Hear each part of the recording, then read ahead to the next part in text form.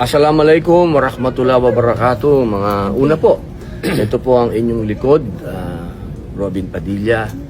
Mga mahal kong kasama sa PDP at sa lahat po ng masasabi nating diehard na Duterte.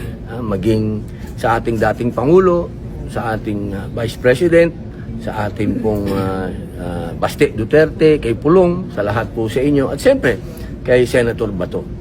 Medyo meron po tayo konting setback dahil nagdesisyon na po ang kataas-taasang hukuman patungkol po sa DRO.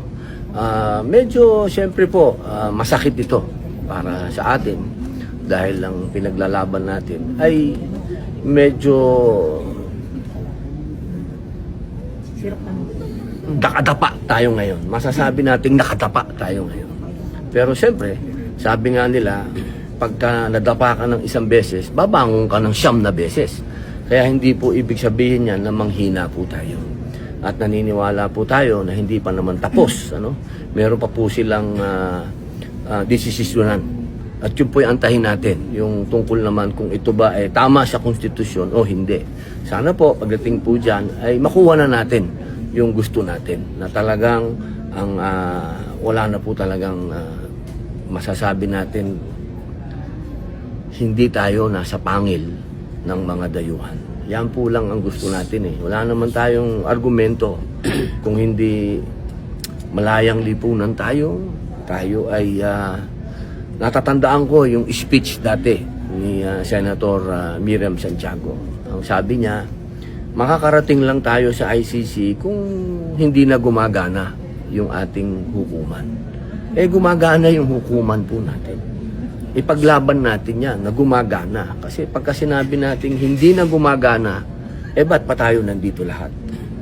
Parang hindi naman maganda yon na inaasa natin sa ibang lahi. At siyempre po, ang isa pang argumento dyan na dapat po nating isa puso.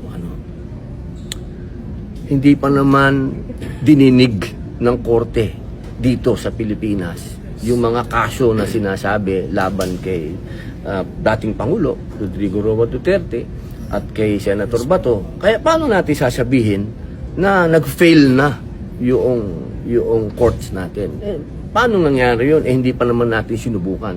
Siguro kung nangyari muna yun, talagang nagkaroon pa ng kaso, nagkaroon ng hearing, at nakita nating nagkaroon ng kengkuyan, tsaka nating sabihin na hindi nag-work ang ating korte. Pero hanggat hindi natin sinubukan, ibig sabihin nun, naduwag tayo. Kaya mga mahal kong kababayan, tandaan po natin ang mga bagay na hindi natin ginawa, baka pagsisihan natin balang araw. Kaya dapat nating pagkatiwalaan yung ating korte. Kaya lahat sa inyo, maraming salamat po sa inyong mga dasal, sa inyong suporta kay Senator Bato. At siyempre, huwag nating kalimutan yung ating dating Pangulo.